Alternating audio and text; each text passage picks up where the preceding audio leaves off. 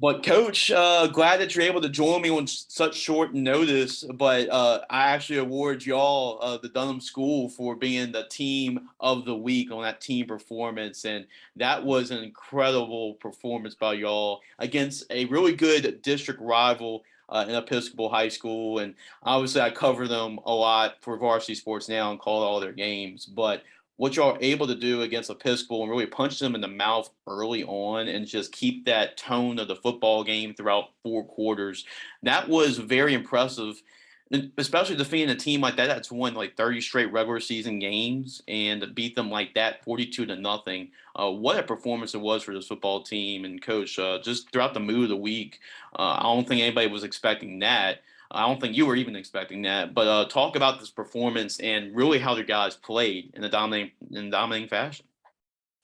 Yeah, I mean, we've got a mature veteran group, especially up front in the trenches, and most of the time when the offensive and defensive lines for a team are just going to be, bigger and more mature, you're usually going to have a lot of success. And certainly Episcopal's having an outstanding season. That wasn't their best night, but honestly, when you look at their starting lineup, they're just young. I think on defense, I think they had 7 sophomores. I think they had 4 on offense, and I think they only had 1 returning starter on the offensive line. That's just not a great recipe going against a veteran group like we had. So they've had a great run in the regular season the last couple of years. They've had some bad matchups and some big playoff games, and have come close to even winning those games, even though they're against high quality opponents. But we knew what we were capable of doing. We just didn't know how a young Episcopal group would handle it. And like I said, it was just our night. Was it just really a challenge because you knew the seniors really want this one after the last 2 years? I know y'all came up short against Episcopal, but I know your seniors really wanted it. Was it just? It's good to see that emotion from those guys, but was it really a challenge throughout the week just to kind of manage that a little bit and just translate that into the game more efficiently? It really wasn't that much of a challenge through the course of the week. I think game day was the only day that we really talked about Dunham Episcopal. Mhm. Um, we didn't talk about last year's score or the year before that. Like none Right. of that stuff came up. And on Friday on game day, you get just to get everybody a little fired up. You might do something like that, but as far as preparation goes, that's just not anything that we do on a regular basis. And so we said that we're going to change things up for that particular game. I know your coordinators, they called an excellent football game on both sides with Coach Decker and Coach Hand. Just what you with those game plans, what you saw during the week from both those coordinators, and how do you think that game plan really was efficient for y'all in order to get a dominant win like it showed on the scoreboard? Yeah, I mean, I think our guys put in the same effort, intensity, and time every single week coming up with a game plan. Coach Caleb Linedecker and his defensive staff, Coach Hand and the offensive staff. I think as coaches, they do a fantastic job every week. I think what sets us apart this particular year is our veteran leaders on the team have bought into that same kind of mindset, that it's not just the physical, work that everybody sees on Friday night or Thursday night, in our case last week, but it's that, Sunday through Thursday or Sunday through Friday of mentally preparing. And so, we know Wally, who calls the offense and runs the wing so well at Episcopal. I mean, they're always so difficult to prepare for. Our kids were just excited about the opportunity to show what they could do, and they were really locked in, and it kind of forced Episcopal to kind of get out of what they love to do the most and control the clock and run the football. And so that's a credit to our defensive guys, but also from an offensive standpoint, we just kind of came out clicking, and being able to put them behind early on kind of forced them to get out of what they like to do. So it was both groups working together, I think. Yeah, it definitely worked together. Anytime you score more than 40 points on the scoreboard and have a shutout too. I mean, that's really both Yeah. sides of football really working coincidentally.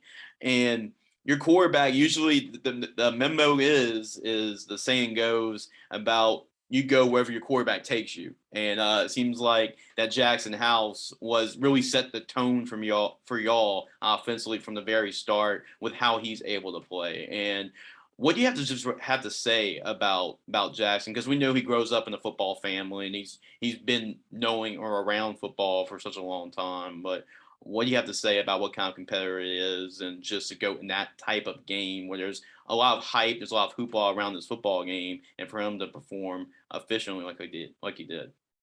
Yeah, well, I think there's a couple of things. I mean, first of all, early on in the year, it was where as far as his feet would take us. In the last couple of weeks, it's been his arm as well. So that's been good to see. Just as a passer, getting to know his receivers, getting to know our offense. He has really progressed. He had the talent, he had the know-how, but just putting it together with a new group, it just took a couple of weeks, I think, for the passing game to really take off. In the last 3 to 4 weeks, it really has. And then the other part of it is just his leadership ability. He just really does have a will to win that just shows in the way that he prepares, the way that he works out in the weight room, the way that he handles himself in the locker room. I feel like from the moment he stepped foot on our campus, everybody kind of stepped their game up because they recognized the type of focus and intensity that he had with the experience. And he was a state championship quarterback last year in the state of Kansas. And so I think that kind of instantly gave him some street cred, when he came on the campus. And then, the fact that his dad has been a long time successful coach at a high level, that's another part of it. And so I'm really proud of how he's handled all that. One thing about playing in this particular game, it really didn't mean anything to him from an emotional, historical standpoint. It was just the next game on the schedule for him. And so certainly I think he felt the excitement of everybody did once we got the game today. But for him, it was just another Friday or another Thursday in that case. And offensively, you're able to take advantage of the turnovers that y'all forced defensively on that side of the football. And I know that the defensive line, the defensive front was a big strength of y'all, even the last couple of years. And how much of that role, knowing that, Episcopal was maybe a little bit undersized on the offensive line, and really with your defensive line, with Jake Rizzo and those guys, how did that really affect Lewis Ward and an offense, which has been really efficient, really make mistakes a lot throughout the football game, really throw their timing off? Yeah, you don't typically see Episcopal put the ball on the ground or throw interceptions. And I think that defensive line, Jake Rizzo, Larry McGidry at the ends, Braden Augustus, James Baldwin, Lewis Phillips, Malachi Jackson. I mean, we legitimately have 6 guys that we can rotate up front that are a real tough matchup problem for most Class 2A offensive linemen. And so it's going to force the quarterback to get rid of the ball a little bit faster than maybe receivers are anticipating. And, that can lead to some inaccurate throws. And we were able to pop the ball loose a couple of times when they were scrambling or trying to pick up some extra yards. And so, we're very fortunate in that case. And y'all were able to run the football. Obviously Jackson can run the football, but the running back combination that y'all have right now, Mason Wild ran like a wild man. Yeah. He was definitely running people over, and he was a very physical football player. What do you really like about really the running style of him? I know Colin gets some carries now and then too. Yeah. But what'd you like about that running back rotation? Yeah, the wild man has been great for us this year. He really has. He's just steady. He's not super flashy, but he's always falling forward. He's always going to pick up that last yard that we need. He reads what the offensive line is doing really well and has got great vision, from tackle to tackle. And not a lot of backs have that naturally, and he does. And so he's been a real bright spot for us. Obviously, Colin Bolt physically looks the part. He's tall, he's strong, he's fast. But he goes all out all the time. And so for him to go both ways like that is just not really possible. And so Mason has been the perfect complement to Colin at running back, and it allows Colin to go full speed on defense where we need him the most. Yeah, I mean, it showed. And Colin, we always knew what kind of defensive player he is, what kind of impact he makes on the defensive side of the football. But this was just one of those games that just whatever went right for y'all. I mean, just defensively forcing turnovers, running the football well. He had a couple explosive plays in the passing game. It was just one of those games where just everything clicked. And before I move on and talk about this game and wrapping up this interview too, who are some other people that you want to give a shout out to just for y'all to have that type of performance. Yeah, absolutely. I mean, on the offensive line, James Baldwin, number 59, was our right guard, and we pulled him on our power play to the left. We probably caught out of, I don't know, if we had 40 rushing attempts, probably 30 of them were the same exact play over and over again. And he just played super physical, confident, lots of great energy. He's a state finalist wrestler and just as tough as nails. He was really outstanding for us up front. Colin Frana plays our H-back tight end. And, we just don't throw to him in that position a whole lot. And we were excited that he was able to get a touchdown. And he has basically been like a sixth lineman. Our offensive line has kind of adopted him, and he's tall, rangy, 6'6", 220 pounds. And so we were excited about him to get a touchdown and get an opportunity to show what he could do in the passing game. Those two guys are just kind of unsung heroes for us that I definitely wanted to mention. But, the secondary, Drew Bourgeois, who's undersized, is not the tallest person on the field, but he's just got that dog in him, and he's like a honey badger out there. He's making plays, and he did it again. Had an interception, just weaving in and out on guys, giving us great field position. But he just always makes plays. He's great in coverage. They had some matchup, advantages, and he's out leaping and breaking passes up. So those guys definitely. And then Jack Como is a big play threat for us receiver. I think he's gotten, he had a long one against Ascension Catholic. Then he had one against Episcopal. He had one against Northeast. He's always good for a big play. And if you don't respect him and honor him, he's going to burn you every time. Yeah, it seems like every time I watch y'all play, he makes at least one or two big plays in the game. That's right. Yeah, that's right. So now this is a dominant game, 42-0, arch rival. I mean, the crowd was packed. It was a big game, and it was a big game throughout the whole week. But now y'all are in the driver's seat of the district. So right now everybody's gunning for y'all because y'all are number one right now.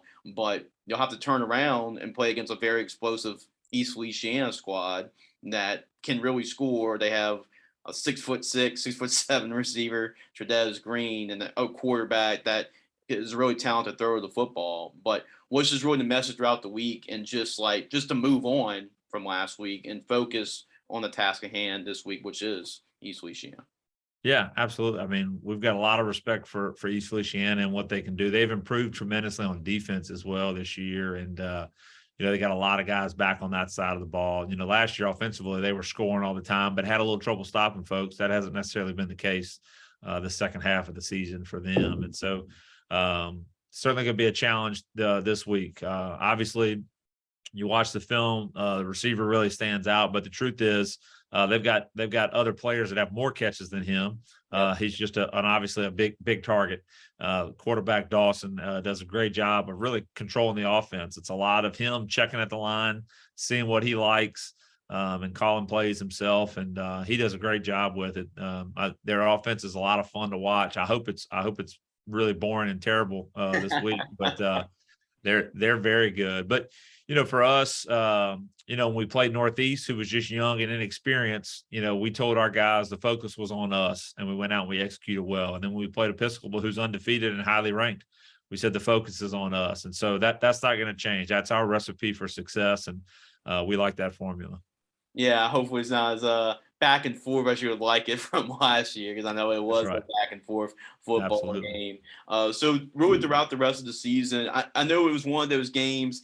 I mean, you love it as a coach against Episcopal, but at the same time, you don't really love it because usually like, okay, we need to work on this and this and this. But in that game where everything was just, dominant as it was, it's like, well, we have to find something that we can work on and strive for. But moving forward throughout the rest of the season, what do you think really the Tigers can improve on and get better? Yeah, I think every week there's something that you can look at and say, hey, we got to do a better job here. We're constantly looking for ways to get better. There was a lot of things that we were excited about, but we also had 7 penalties in the game, and we want to clean those things up for sure. It took back a long touchdown run for Colin Bolt. We didn't end up scoring that drive, or no, we ended up scoring later on. But there's things like that we always want to clean up. Of course, I truly believe if you go through a game and you have no penalties, you probably lost because you weren't playing very aggressive. I mean, players are going to make mistakes. They're going to get called for something if they're trying their best to make a play and be physical. That's just going to happen.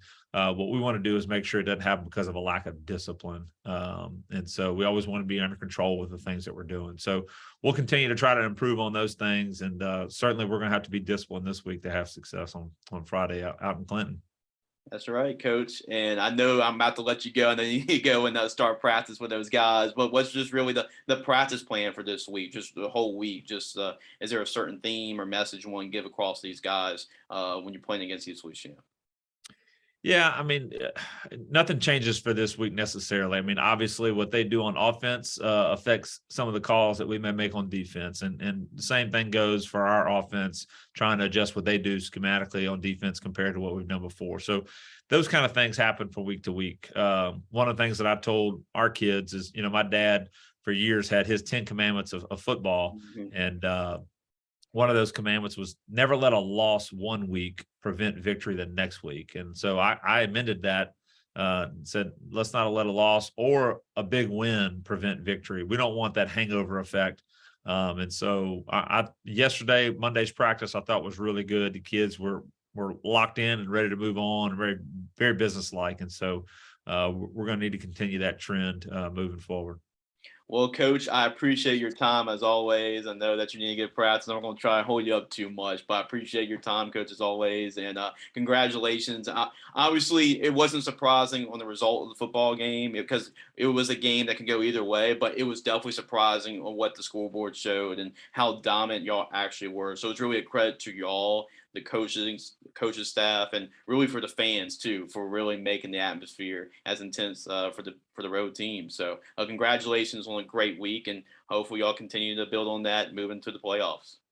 All right. Thanks so much, Jace. We appreciate you covering us. Not a problem, Coach. Good luck the rest of the week and the rest of the season. All right. Bye-bye.